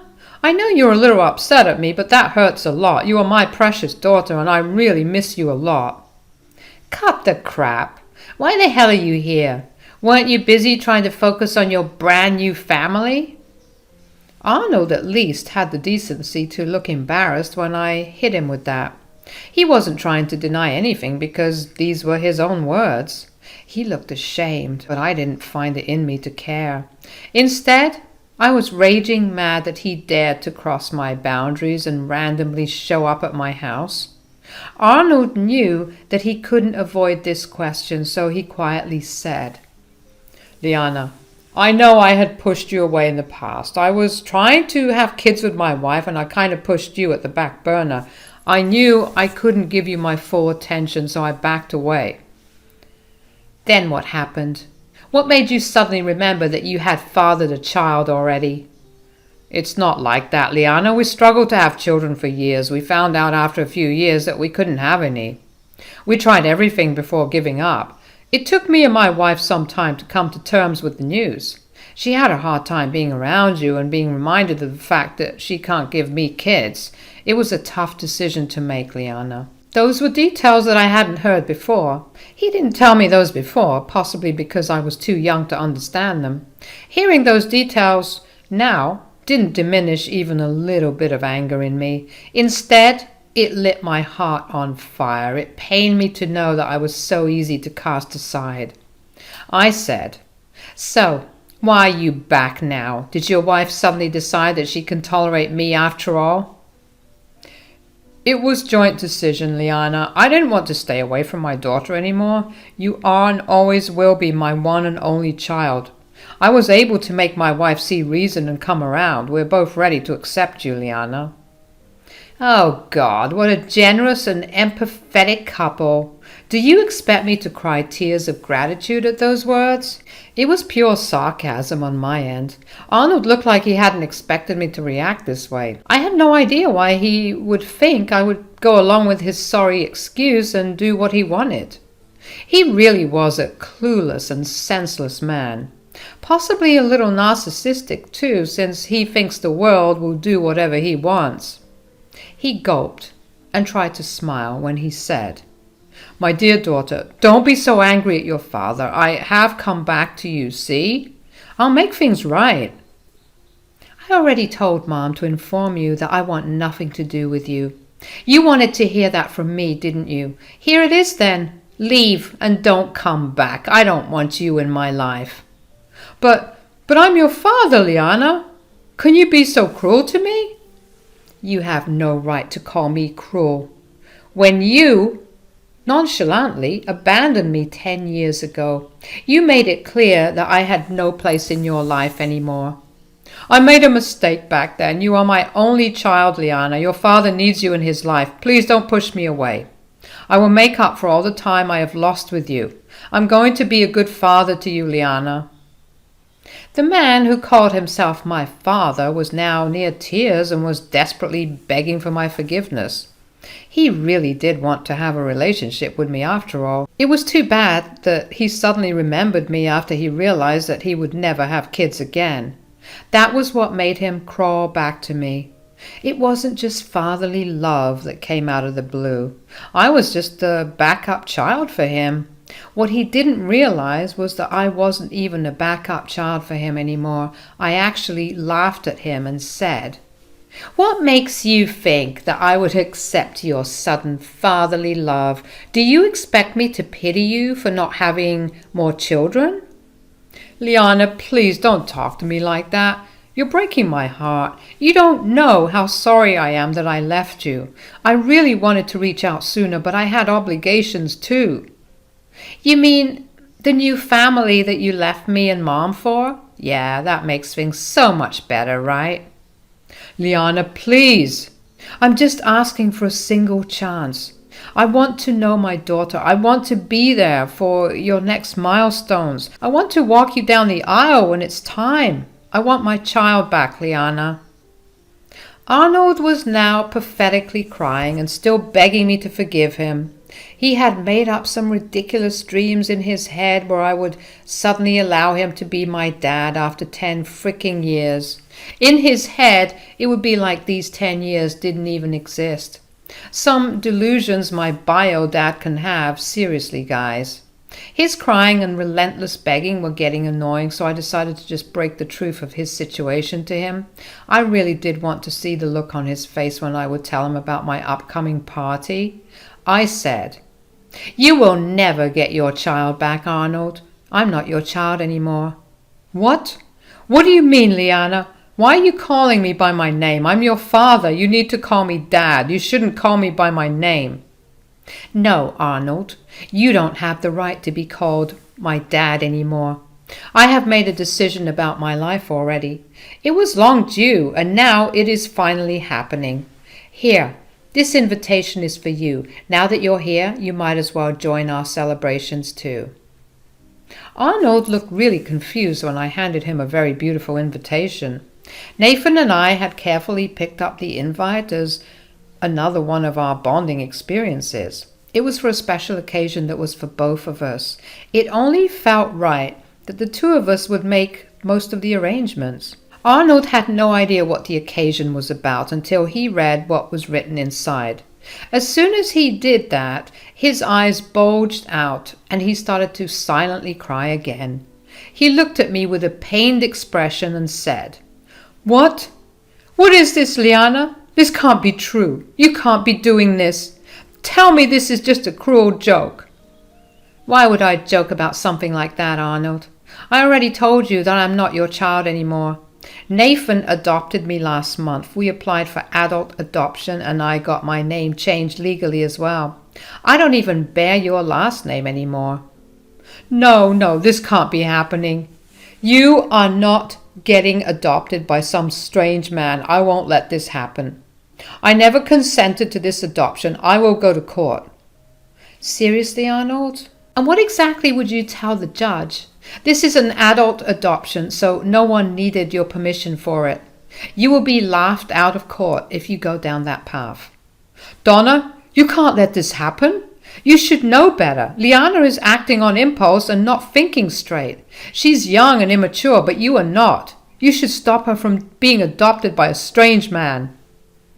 Arnold desperately turned to my mom for support. I had no idea why he would think that my mom would support him. Maybe he thought that she would again tell me to try and have a relationship with him like she did years ago. But that was in the past, and my mom knew better. She knew very well that this poor excuse of a man doesn't deserve any more chances. If anything, she looked furious at the suggestion that she try and stop me. She said, "Who are you calling a strange man, Arnold? Nathan has raised Liana for the last 10 years. He is father to her in all aspects that are relevant." "You are taking Liana's side too, Donna. You're going to let her work out her childish plan about severing ties with me." "Who am I to stop her, Arnold? And who are you to say that it's childish? You are the one who severed ties with her. You clearly told her that you need to concentrate on your new family." "I made a mistake, Donna. I don't understand why you guys are still making me suffer for it. It's been years." "Exactly, Arnold. It's been years already. All you have to do is reach out once a month just to make sure your own child is well. But no, you were too busy trying to have a new child with your new wife and make a perfect family. You reap what you sow, Arnold. This is the result of your karma. Arnold now understood very well that my mom wouldn't help him anymore. She was as done with his shit as I was. She wasn't going to stand up for him and encourage his stupid demands. My birth father now turned to Nathan to beg him to make me change my mind. He tearfully looked at him and said, "Nathan, trust me, I have nothing against you. I don't have any ill feelings towards you. You must understand my situation. Liana is my little girl. She's my blood. Please tell her to reconsider. Blood is thicker than water, you know, right?" "You have some nerve-wracking requests from me, Arnold. Liana is my little girl too. Your blood means nothing to her or me. I was here when she needed a father. I was here when she cried herself to sleep after you failed to show up to her events and said that you didn't want to contact her anymore. But you need to understand, Nathan. You are not her real dad, and never will be. She is my daughter, and nothing will change that." My birth father stubbornly kept saying how I would always remain his daughter. The comment he made about Nathan not being my real dad also got on my nerves and pissed me off. He had some audacity in trying to belittle Nathan. I was getting furious at the way Arnold was reminding Nathan that he would never be related to me by blood, as if it would make any difference to me. My birth father was trying to play on Nathan's emotions.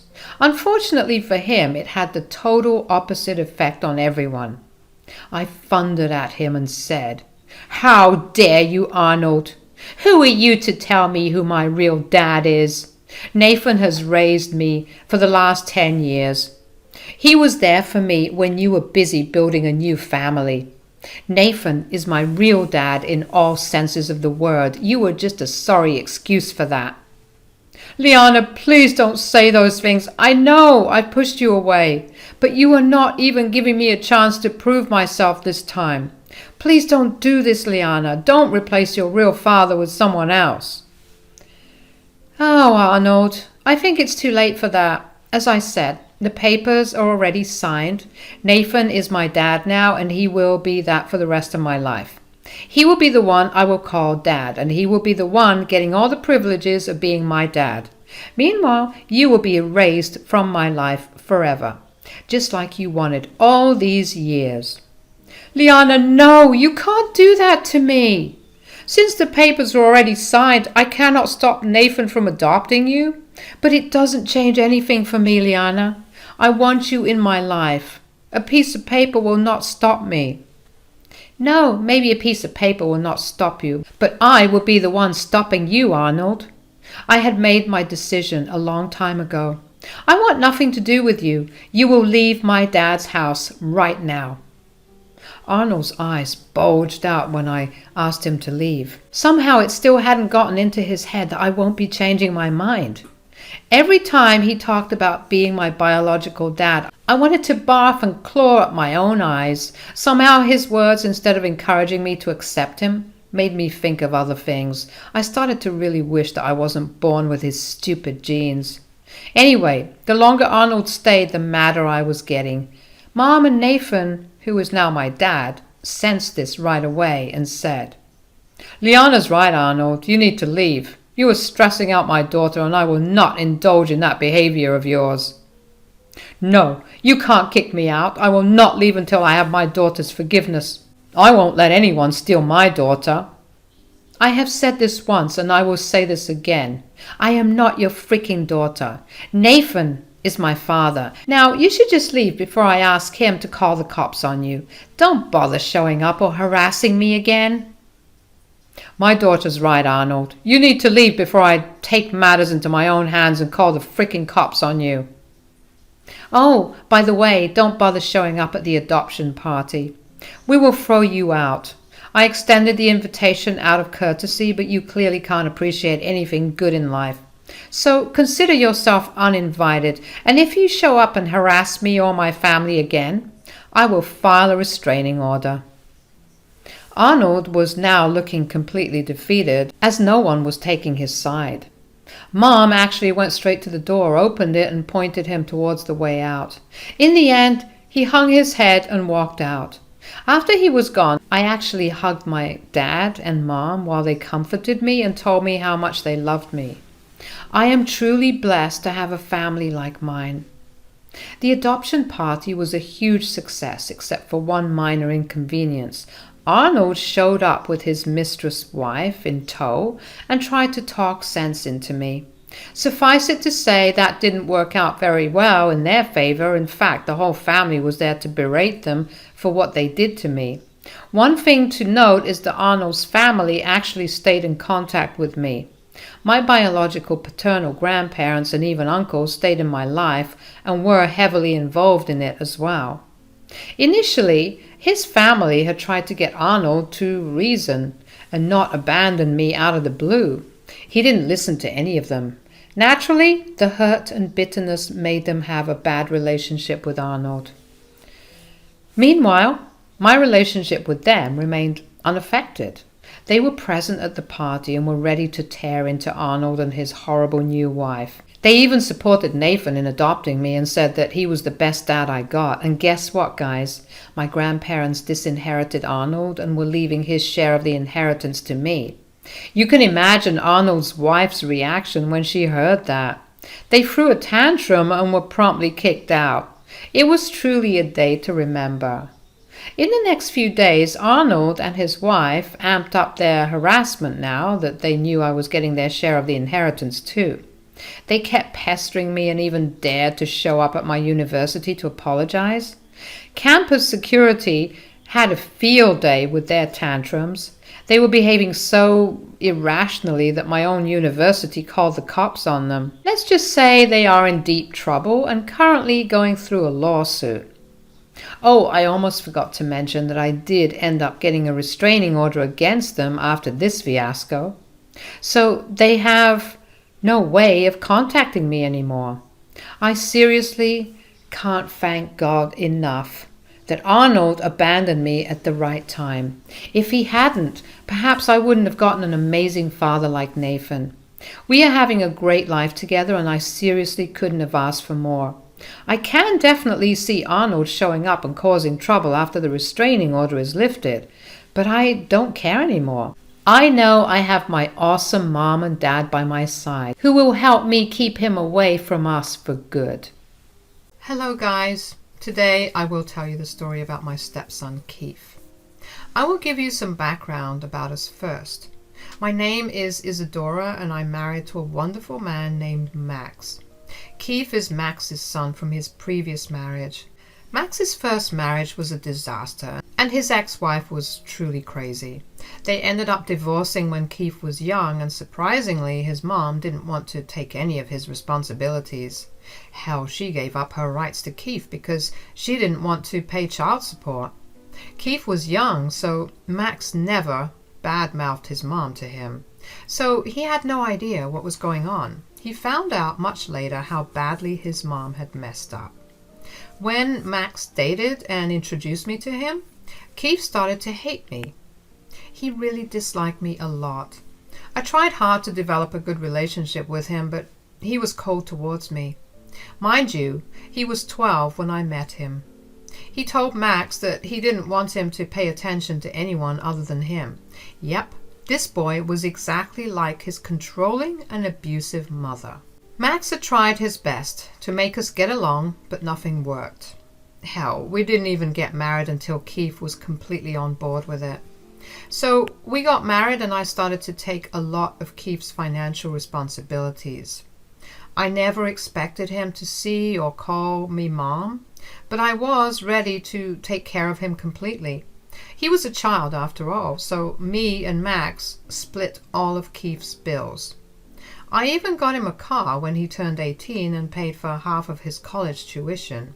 Since he never held a job, we also paid his rent and bills because he wanted to live separately. Only his car stayed in our garage because his new apartment had no space. Things were surprisingly cordial between us after Keith moved out. He kept contact with his birth mom, who badmouthed me, but the distance between us made things bearable. Guys, I was genuinely starting to believe that all was well. That was until Keith came home with a ridiculous request. He said, "My friends are planning a trip to Vegas next month. I'm going with them as well. You need to give me the money to pay for everything. I'll need around $8,000. Are you kidding me right now? You want me to pay you $8,000 so that you can go gamble and do underage drinking with friends? Do you think I'm crazy?" "Relax, Dad. It's not a big deal at all. A lot of people my age are going to Vegas. It's not a problem at all. Everything will be fine." "Keith, you are asking for a lot of money. We are already paying a lot for you. I don't think this is a reasonable request you are making." "Oh, please, you shouldn't be talking at all. You were sitting at home and doing nothing. You don't get to talk about money. I know Dad bought you a diamond necklace last month. He can definitely give me money if he can pay for your ridiculous demands." I was pretty hurt by what Keith said. Yes, I was sitting at home for a while because I lost my job recently. I was already looking for a new job and simply needed some time. As for the diamond necklace, it was Max's anniversary gift for me. He got me a $10,000 diamond necklace from Blue Nile. I didn't ask for it. He gave it to me because he wanted to. Keith didn't like that one bit, as usual. Still, I didn't know how he thought he would give in to his ridiculous request. I was seriously very upset while Max was pissed. He said, "You will not talk to my wife like that, Keith. She never asked for anything. I gave it to her out of my own wish. You don't get to say how I spend my money." "But Dad, if she gets to have such an expensive necklace, why can't I get money for my trip?" "You are delusional if you think I would give you that much money just to have fun and do illegal activities." "But Dad, you're not being fair.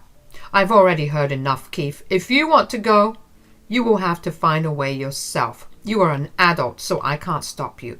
But I sure as hell won't be paying for it." Keith looked upset, but couldn't say anything to his father. Max was already pretty mad, so he didn't poke his dad anymore.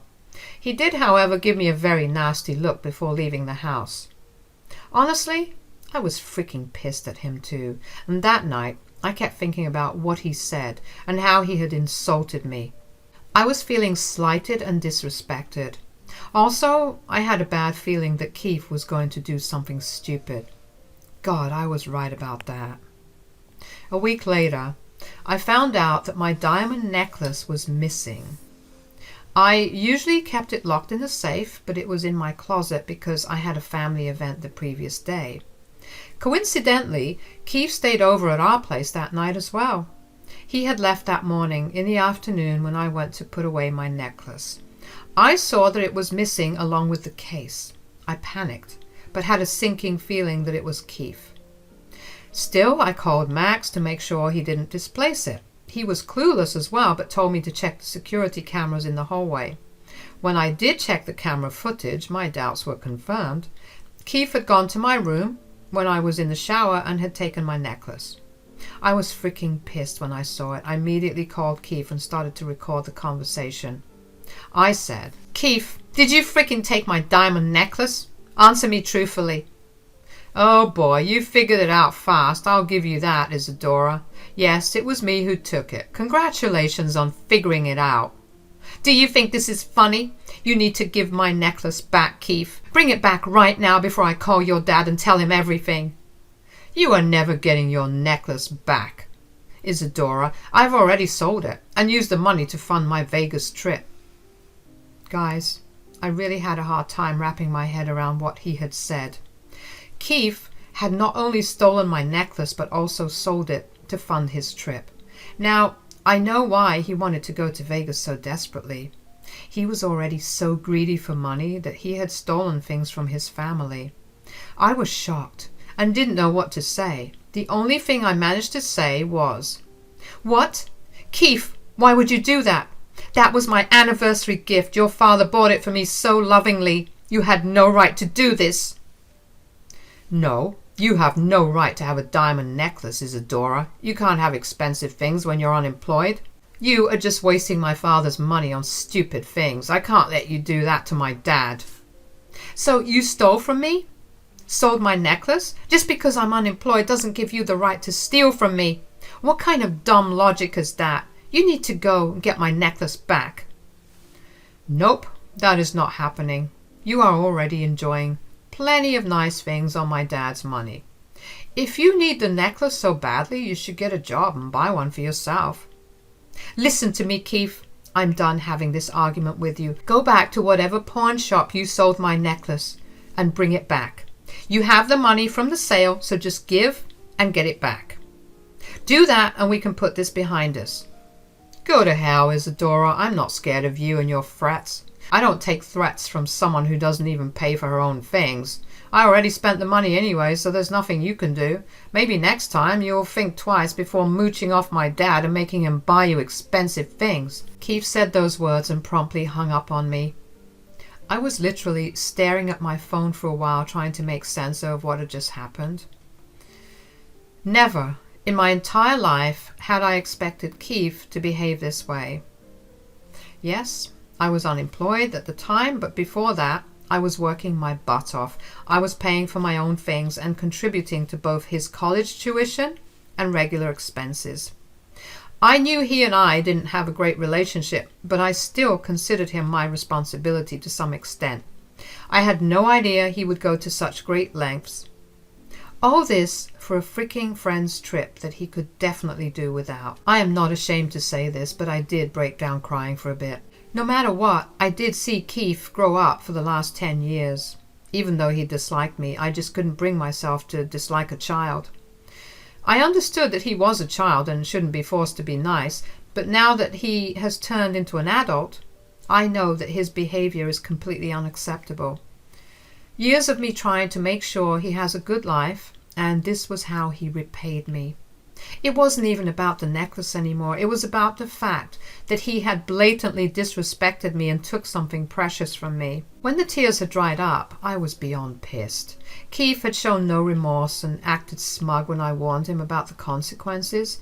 He thought that I would sit around and do nothing while he enjoyed the money he got from pawning off my necklace. Well, he was dead wrong. I'm not an enabler, and I will definitely not forgive a full-grown adult who knows what he's doing. So I decided to talk to my husband and tell him what happened. I showed him the security footage and the call recording for good measure. Well, he was appalled. He said, "This is freaking ridiculous. I can't believe Keith would do something like this. What the hell is even wrong with him?" I think we're partly responsible for this, and so is his mother. His mother has been feeding him a lot of bullshit about me and you. He had been taking out that anger on us in different ways for the past few years, but we also indulged him by not giving strict punishments. Maybe you're right about that. You really did do a lot for Keith, but he seems to have no respect for that. Hell, he seems to lack the basic decency to accept his mistake. This is just unforgivable. Max, your son is not a child anymore. He's freaking 20 and should have known better. We cannot let him get away with this. What he did is actually a felony. I know that, Isadora. I can't get these things out of my head. Something needs to be done. This is just unacceptable. I think I'm going to leave this to you. What do you want to do? It's your stuff he's stolen, and you are the one who he has insulted. I was a little taken aback by the fact that Max was giving me free rein to do what I wanted about this situation. He was actually pretty pissed, and he meant business. His logic about why I should decide the consequences was also completely on point. It did make me feel heard and validated. I was glad that he was leaving the decisions to me, but I was still a little unsure whether Max would accept what I had planned for Keith. So I decided to run it by him to make sure we were both on board with this. I said, "Thank you for asking for my input, Max. I really appreciate that you understand how messed up this situation is. But I should warn you that I have some serious plans with Keith." "I understand that, Isadora. You can tell me what you want to do. I won't stop you." "Max, I'm done paying for Keith. I don't want a cent of my hard-earned money to go towards him. I'm going to stop paying for his college tuition, and I'm going to take away his car. He has turned into a very hateful person and has no gratitude for what I do for him. I don't want him to profit off me anymore. Fair enough, Isadora. I think all your plans are pretty reasonable. I don't see why it should be a problem. There's something else too, Max. I want to press charges against him if he doesn't bring back my necklace. Since the bill has been in your name, you would have to do it. We can ask Keith to bring back the necklace, but since he doesn't have money, I don't know how he will do it. This is a serious step, Isadora. Well, we will try to make him take out loans or something to get the necklace back. If everything else fails, we will have to press charges for insurance purposes anyway. He might be my son, but I will not support him in becoming a thief. Having Max's support meant a lot to me. I didn't know if ultimately we were going to press charges, but we were sure of getting the necklace back. With everything in place, I started to enlist Keith's vehicle for sale. Within a few hours, I had a buyer who I knew personally. Since it was a fairly new car, I got a good deal, and he didn't make a hassle because he had seen the car in person. Actually, he lived 2 blocks from where my stepson was renting an apartment. It was just my plain luck that he was willing to pay cash because he was in desperate need of a vehicle as his daughter's birthday gift. So I got the paperwork arranged so that he could pick it up soon. The next day, I went over to my stepson's apartment with Max. As soon as he saw us both, he was a little nervous. Max said, "We need to have a little chat about what you did, Keith." "I don't know what you're talking about, Dad. What is this about?" "Have you already forgotten the fact that you have stolen and pawned my necklace?" "What are you even saying, Isadora? I know nothing about that." "Dad, your wife has gone crazy. I can't believe she would accuse me of something like that." "So, you were saying that you didn't steal her necklace?" "No, Dad. Why would I even do that?" "Do you doubt me that bad? I swear to you, Isadora is putting ideas into your head. I didn't steal anything."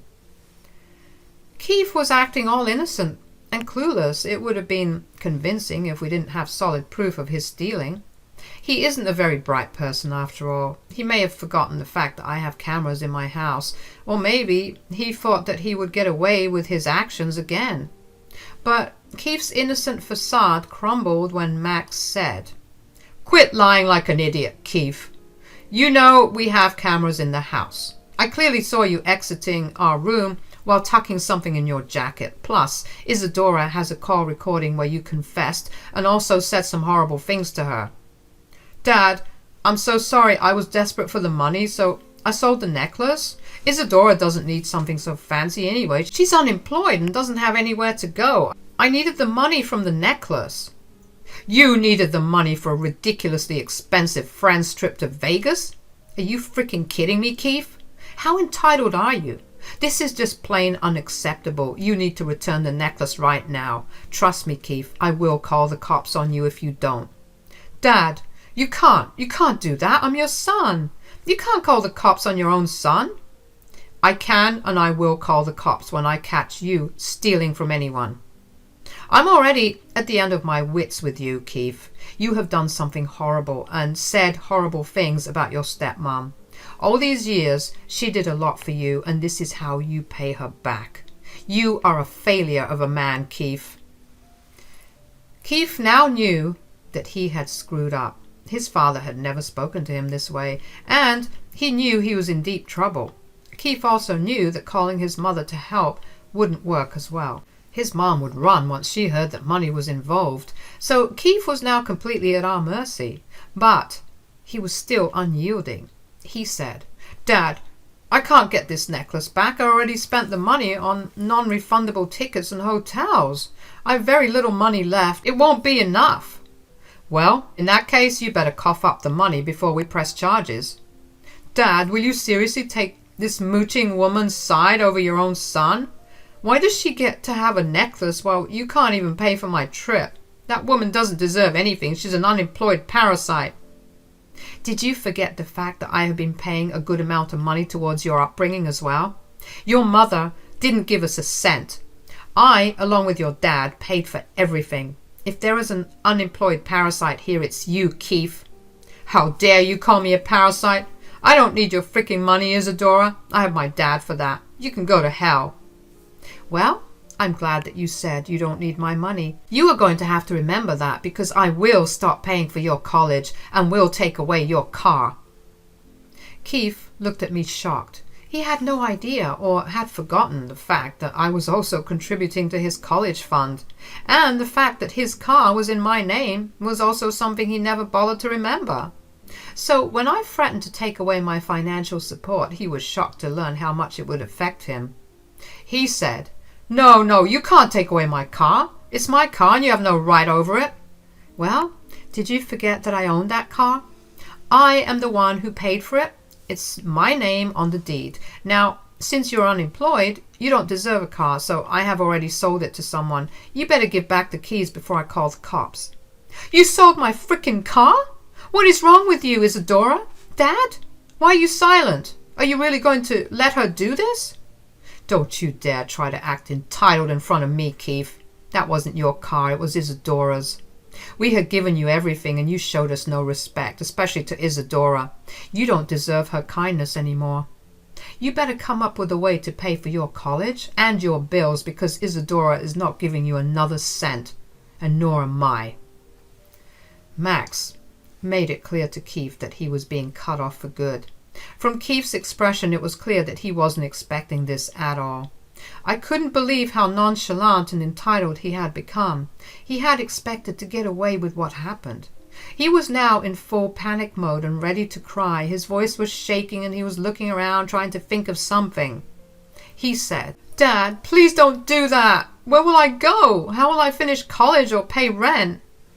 I don't know, Keith. You're an adult already. Maybe you should get off your lazy butt and get a job. Remember, you have to get the necklace back as well. I can't work, Dad. You can't expect me to suddenly work. I have college and you're taking away my car too. What will I do? Well, that's your problem now, Keith. We did what we could, but you just wouldn't be happy with all the privileges you had. Now you will learn the hard way that this wolf won't let you exploit anyone. We will be leaving now, and you have 2 days before I call the cops on you. Before we leave, you need to hand over the car keys now, Keith. I wasn't kidding when I said that I sold your car. It will be picked up in a few days. You better start getting used to public transport because you will need it. Keith was about to yell at me again, but Max's expression shut him up real quick. He quietly handed over the keys and stayed silent. We left shortly after. A little after we left, Keith and his mom started to blow up our phones. We immediately blocked Keith's mom because there was no reason for us to stay connected to her anymore. We should have blocked her ages ago. Anyway, it's never too late now, is it? The next few days went by in a rush, and Keith kept showing up at our house begging to be forgiven. We had already stopped giving him any money. Plus, his dad kept reminding him about the police report. In the end, after 2 days, he brought my necklace back, but he kept crying to us, saying, I had to take the money from a friend of mine. I really don't have much anymore. I don't know how I'll pay him back. We already told you how you can pay him back, Keith. You better start looking for jobs now. But there are only minimum wage jobs available. I can't work in freaking McDonald's. What will my friends think of me? Beggars can't be choosers, Keith. You should have thought about everything before stealing from us and insulting the hand that feeds you. The most I can do is pay for your college tuition next year, but that's it. You won't be getting anything else from me. Thanks, Dad, but what about my car?